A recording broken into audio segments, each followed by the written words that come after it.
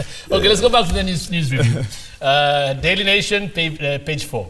Mount Kenya leaders present demand list to President Uhuru Kenyatta today. Again, I just read that very quickly. The President Kenyatta today met Mount Kenya lawmakers to deliberate on their grievances on unfair distribution of resources and request that he should continue being the regional kingpin even after his term ends in 2022. And he'll meet the leaders at the residence of Regional Commissioner Wilson Jenga. Now, let's look at some of the things that have been said. Top of the list of demands is a change of formula used to allocate cash to counties and constituencies. Again, Moses Kuria is also being quoted saying that they are investing, within the context of the Constitution, why aren't we getting development funds commensurate with our investments? Talking about the numbers in Mount Kenya. This has already caused a lot of controversy. Kimani Wamatangi, you're saying you're not there, yes, but I'm sure you are following what was happening. Absolutely. Yeah. First, on this issue that they keep, we had President Kenyatta being interviewed by CNN and saying clearly he was not interested in any extension of his term. Right. But for those who are bringing these issues up, like Senator of Muranga, your colleague, Senator Irungu Kangata, who actually said he was blocked from presenting what he wanted to present. Moses Kuria was with him on Tuesday night, on Newsnight, and he said, yes, I blocked him, that he was a minority, 1 out of 70, who was thinking like this. And Kangata telling them, open up your minds, have open minds about this. What do you make of what he was saying? Well, that still Uhuru Kenyatta is the kingpin in this region and he should not go anywhere. That's what he was saying in other words. No, like I've said, Hussein, during the entire of that meeting, I was out of the country, serving in other national interests. Yeah. And what I just want to say is I want to take the president at the value of his word. Absolutely what he has said, that he is not interested in continuing with a political pursuit or career as president or in competitive politics for that matter. Absolutely, that's what he meant. That I would take him at that word. But then there are other issues that you have raised there, which are important to me. First, do you share with them? First, Hussein, I have been one of the main advocates. Actually, what the members of parliament were saying then was they picked cue of what I had been saying for more than 5 years. If I need to confirm that I actually went to court personally, individually, to challenge the formula itself and revenue allocation and the disparity it causes and the marginalization that it has caused in the areas that it is not supposed to, or where it was supposed to be addressing the reverse of it. And I want to say I'm happy that now they have seen what I've been saying for all this time. Okay. And talking about population more than anything. You say, Hussein, our constitution, as far as devolution is concerned, the disbursement of resources is based on parameters that are also linked to, that have a clear nexus, for example, to population. Not only population. And besides population, the others, but I said some of the parameters. Yeah. For example, population is one of the key, poverty index is another. Absolutely. Yeah. And so when you are addressing the entire aspect of disbursement of funds and resources, then you have to go back to that argument and ask, is it fair the way it has been anchored? And because out of those parameters, the one that carries the biggest weight, the heaviest weight, is population. Why? 45%. Why population? Why not the others? I mean, they're supposed to strike a balance based on these parameters. Yes, absolutely. And that is why, one, let's acknowledge that it is the CRA right now is reviewing the formula. and the reason why it was provided for in law, the parameters the parameters are reviewed continuously. It's because it is deemed that they do not and they cannot be consistent. Throughout. They do that every year. Now, lastly, Hussein, is on the question of, besides the resources and the demands that members of parliament would be asking, would be saying as a region, and that is a matter of fact, really, with the input that the region has got into the national kitty, into our budget, do we also see commensurate input and output. And what would be saying, in fact, I would have been happy if this meeting was between governors, between members of parliament and other leaders. It should have been an all-inclusive meeting whereby we would be thrashing out and fleshing out all the issues and saying, how do we drive the country forward? Direct question. Are you saying, after all this, are you saying, Senator Matangi, yes,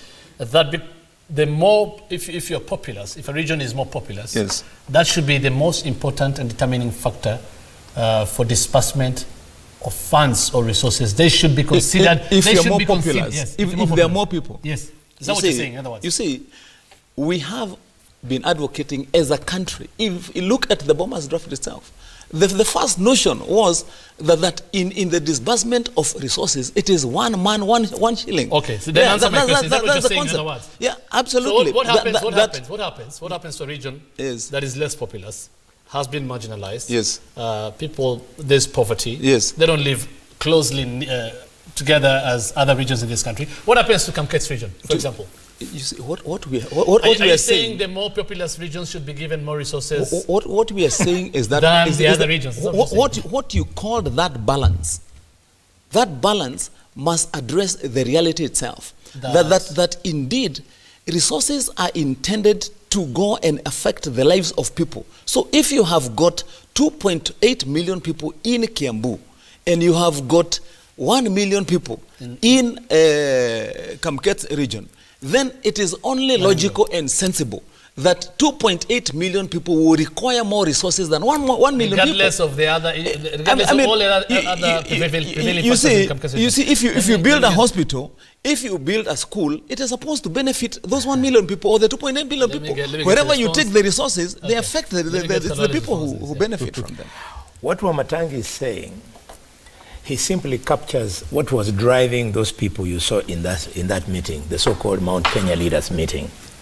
It's pathetic. There are only two things I see, Senator. A grouping of tribal chauvinists also pushing an agenda of people who are sycophants of President Uhuru. Let me explain. I'll prove you wrong, but you have your time. Let me explain. First speak your mind. I explain as follows. Speak your mind, yeah. Given an opportunity, yes, those guys, because they went further and said that they produce 60% of our GDP. You sharing that, Honorable Matangi? They would want, having said that, they would want the formula for sharing revenue to reflect that 60% of the GDP should go, or 60% of the share of our revenue should go to Mount Kenya.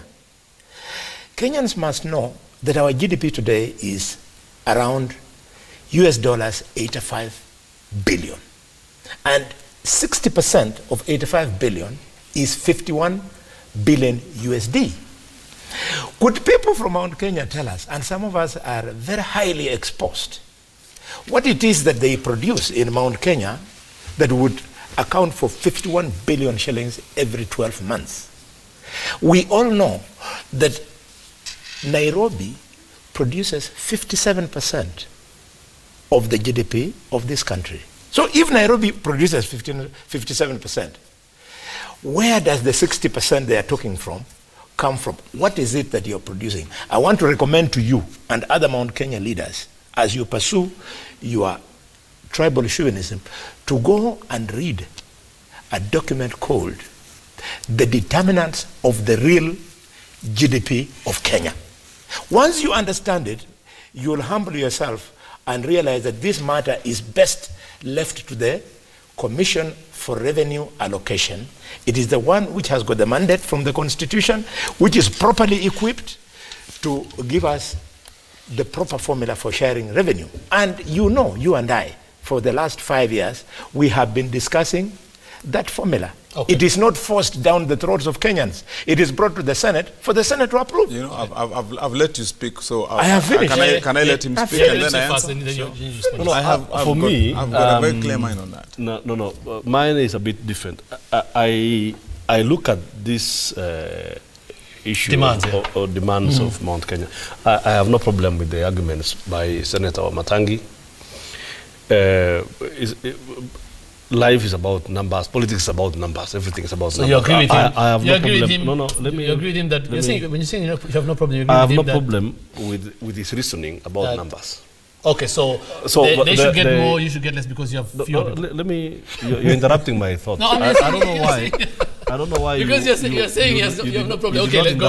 You're not interrupting. You're interrupting me. Because he said he had a problem from the onset. No. You see, what I'm saying is this.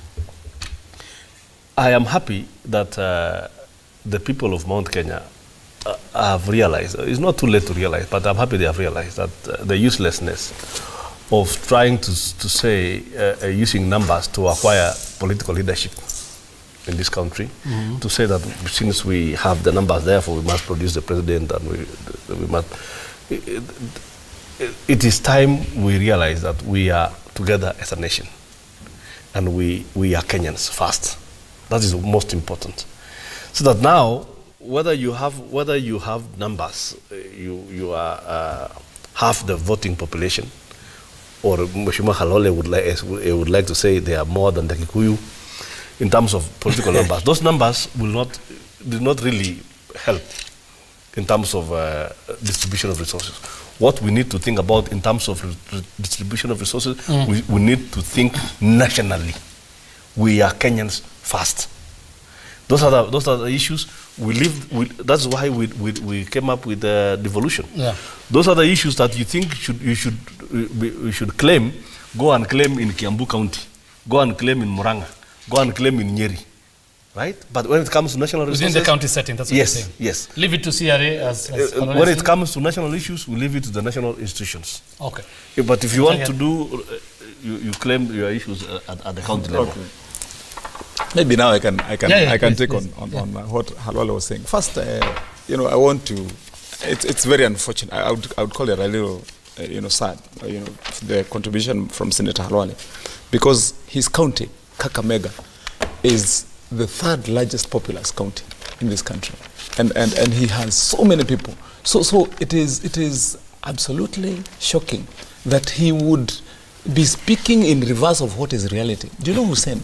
In countries like Ethiopia, in South Africa, in India, they have got parameters in their devolution systems, in the disbursement of resources that recognize, first, they have a formula for recognizing counties which carry the burden. For example, like cosmopolitan counties and other areas that have got special pressure or different pressure to address. Two, they have got parameters, a parameter like one called own source revenue that addresses, because this overall revenue is drawn from key sources, that you have to address those key sources to ensure that they produce more.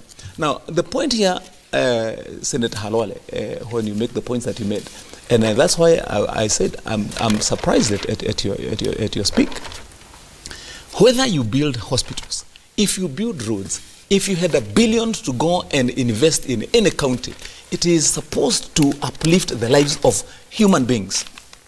Okay. And so, if you have the simple argument is this: if you have got in this block of region or in this section of 100 square kilometers, 100 million people, and you have got 20 people there, then what does common sense tell you when you are distributing those resources?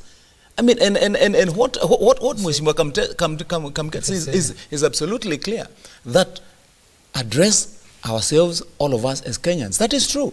So that is why the people in Kiambu, that's why the people in Murang'a, that's why the people in Kirinyaga and Nyandarua, and the people in Kamket's constituency, and in Kakamega are Kenyans.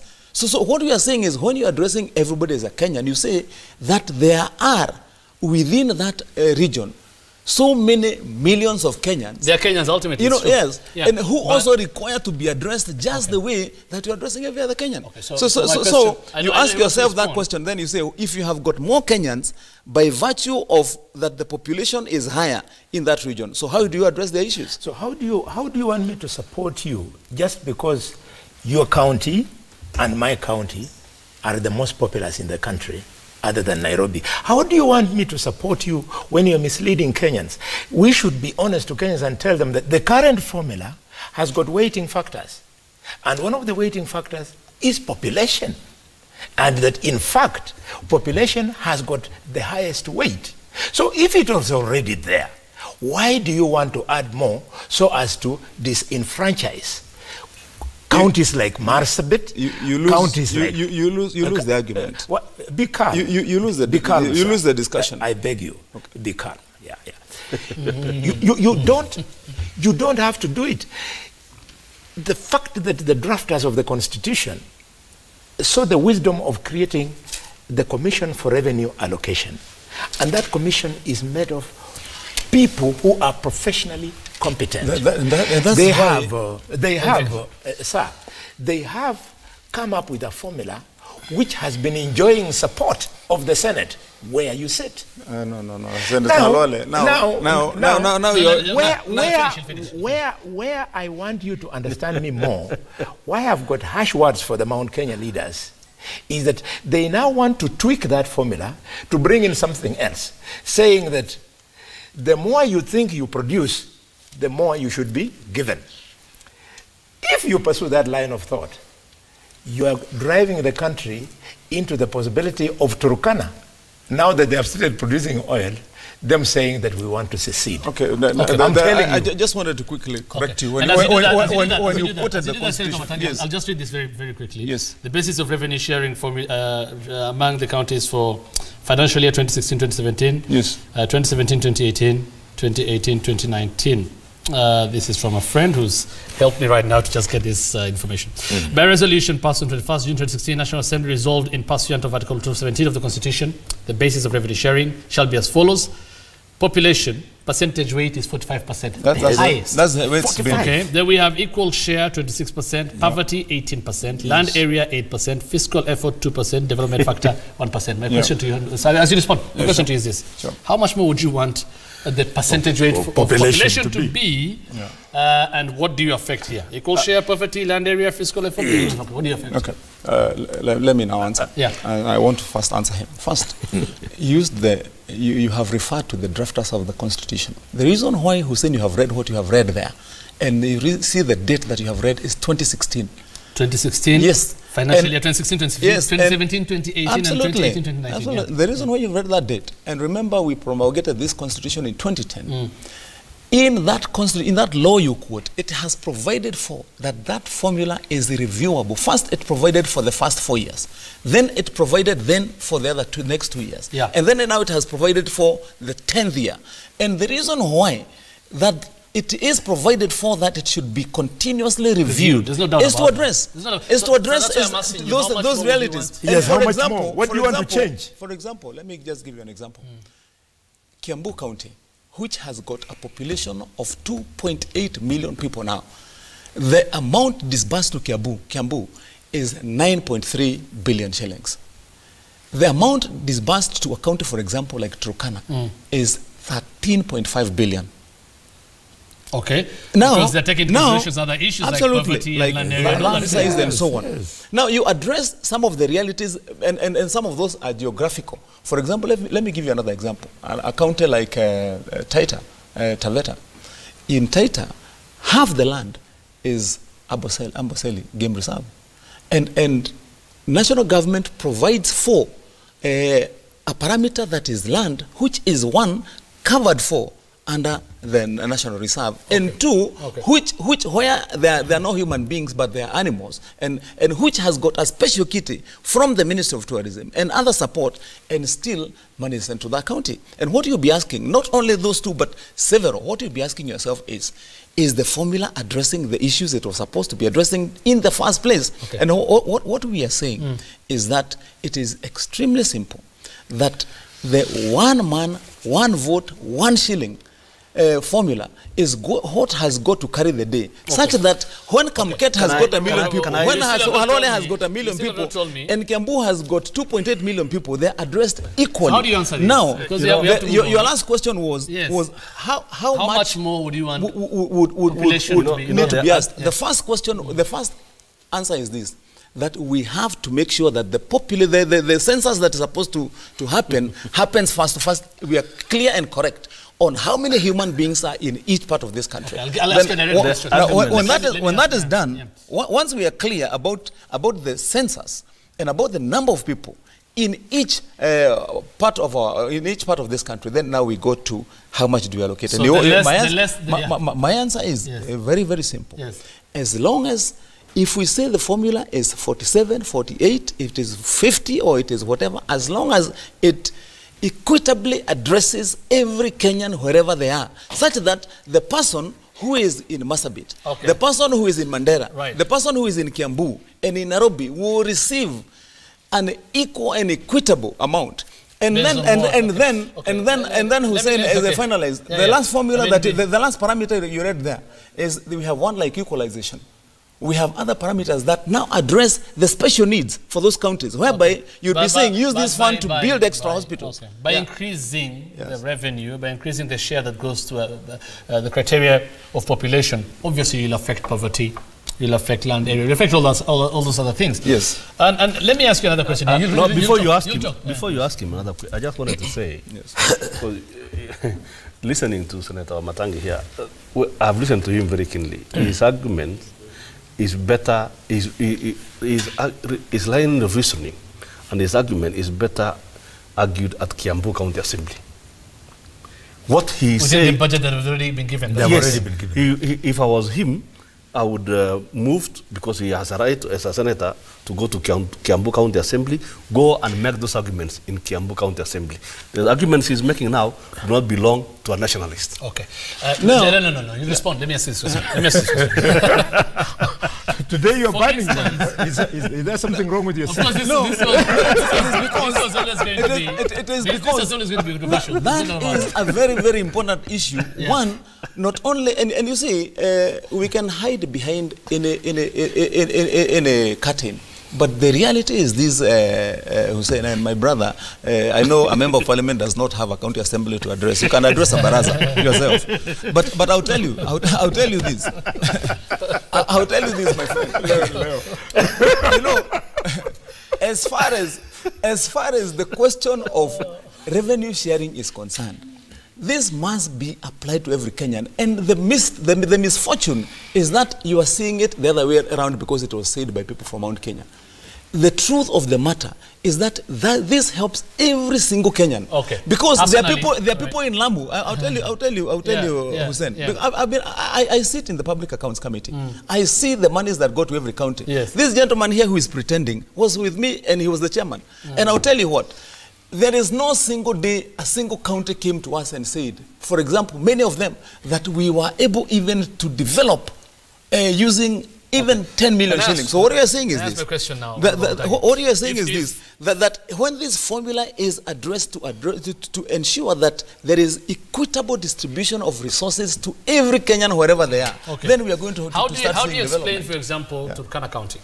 We remember the controversy that was there a while back when we were talking about sharing revenues that will come out of the oil production. Yeah. And the president himself was adamant and said, think as Kenyans. Yes. Don't think as the people of Turkana. Yes. And because the people were saying then, because this resource is coming from here, we should be getting 5% or not 5%. That's 25 then. 20 for more. Yes. And that is why the president said, I mean, really think about it. He was very angry when he was talking that day, if you remember. Yeah. And he said, you have to think of yourself as Kenyans. So what do you say to people like Turkana and other regions that provide some resources? Are you saying, by the way, saying they should be getting more? For your information, Hussein, we have two laws. We have one law called the Loyalties Bill, which was brought by his senator for Baringo, Gideon Moi. And he brought the Loyalties Bill, which is now in the second reading stage in the National Assembly, to address how do you make sure that the resources that have been drawn from certain counties also get back to benefit. Now, secondly, we also had another bill that was brought by Senator Dr. Agnes Zani from Kwale. So the picture I'm trying to paint to you is that you have the wrong impression that this agitation is not necessarily from the people of Mount Kenya. It's from all over. That is why his own senator brought it. That is why the senator for Kwale brought it. That the titanium mining in Kwale, that does not benefit their people. That the people of Baringo, where you come from, Kamket, and you don't see it, that they don't benefit from the resources that are there. You're being economical. What we are saying, Khalwale, my friend, because today you have decided to play to the gallery instead of addressing the issues of your people. And you see, one thing you can't get away with me, Khalwale, is when you do not become sincere. Because this has been a discussion we have had as senators. I was with you in the Senate. Okay. Yes. And we have said, so let us address this issue so that we can make sure that every Kenyan, and I'm saying whether it is a man in Kisumu, whether it is a man in Mandera, whether it is a man in Kiambu, let them be addressed and get equitable, equal, and fair share of the national resources. That's what we are saying. My brother, with the maximum respect, may I remind you that somebody said that the world has enough for the needs of every man and woman. But it doesn't have enough for the greed of some people. What you are demonstrating is the interest of greed. That is simple bias. Look. You have preconceived bias. Listen to me. You're not being reasonable. Neither are you being true to what you have stood for in the past. So can I speak? You know, how does it help you? You know, the one thing I just want to the one thing you cannot do with Mheshimiwa Senator Khalwale is to hold him to his word. You know, yes, Khalwale. Mheshimiwa Khalwale is a miracle. So never take him seriously. Okay, please let Khalwale make his point. On that one, I will say more on that later. Asante. The point I wanted to make is that the intention of devolution was to attempt to develop the country at more or less the same time. Absolutely, and it's an experiment we are carrying out throughout. Okay, and we have to correct. Somebody from Kiambu, how does it please you that you are asking for more funds when in Turkana, for example, you see a picture of a child less than 5 years old, about to die out of hunger, and a vulture is hovering to go and we are not saying, nobody is saying that don't send money to Turkana. Send money to Turkana, send money to Masabit, send money to Kisumu, but send money to Kiambu. The more you get, that's what but my problem is that the more you have pockets of more people, address more people. Where you have less people, address less people. But the formula is saying that 35% will recognize. It is one vote, one Kenyan, one shilling. Entrench devolution. Let us entrench devolution. Devolution will solve these problems we are raising here. Let us make devolution work. And it works through a scientific process, and therefore that revenue sharing formula. Tell us, when you want to increase from 45 to 50, which one do you want to remove? The argument is simple. One man, one vote, one shilling. End of story. That's all that matters. By the way, you should be sympathetic. That's what we're saying. You should be sympathetic to my argument. It is guided by logic, because when it comes to numbers, my community has them. No, I mean, that's what you're surprising me. So if I was to think like you... No. You know, the reason why you are reversing your thinking is just because you want to play to the gallery. But it's not reasonable. I mean, we are not saying that somebody in Mandera is a bad person. We are not saying somebody in Kwale is a bad person. We are saying we are all Kenyans. So give every Kenyan their rightful due by being equitable. One vote, one shilling. One man, one shilling. Thanks to a decision which was made in 1965. Yes. That's what I'm saying. Entrench devolution. And perfect devolution. Thanks to a decision. I'm telling you. Thanks to a decision which was made in 1965. Some of the areas which you are bitter that have not been enjoying development because of marginalization. We now want to correct that. There is a paper called Session of Paper number 65. You don't like people who look like Hussein here? I knew that is what you are trying to do. Do you think they are you are trying to play that small game of playing around emotions. That's what you are trying to do. But we are being realistic in this particular discussion. Hussein, this country can only move forward when you have people who are able to stand up at times, even when does not look popular. And so I wanted to make sure that Khalwale lands on the ground, that his feet are now anchored not in that hype that you have, that you would say those things and be popular. Everybody's entitled to their opinion. Absolutely. About that. So I'm asking you. No, but after all this, I just wanted to make sure that Khalwale has come down, and that we are able now to talk as Kenyans. Okay, now we have to wind this up. But what you're saying, Senator Matangi, yes, is there a need to have all these other parameters? There is. Why? Because you've said very clearly, all that matters is one man, one vote, one shilling. Please understand me and give me a minute to explain. I will not take more than a minute. We need all the other parameters. Because once you're talking about an expanse of land, then you have to address that particular expanse of land because there are human beings living there. Yeah, isn't that what is happening? We have other parameters, for example, like the poverty index, whereby you'll be saying that this region requires a bit much more moving. My time. So certainly those parameters are useful.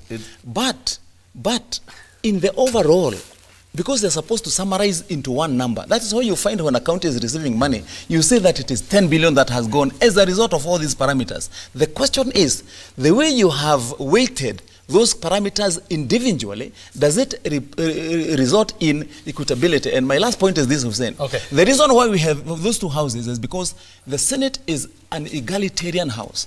The National Assembly is a majoritarian house. Okay. It is the work of a senator like Khalwale to speak the truth to these particular issues. All right, gentlemen, I mean, this conversation will have a minute, and I'm sure people will talk about it in the next few days.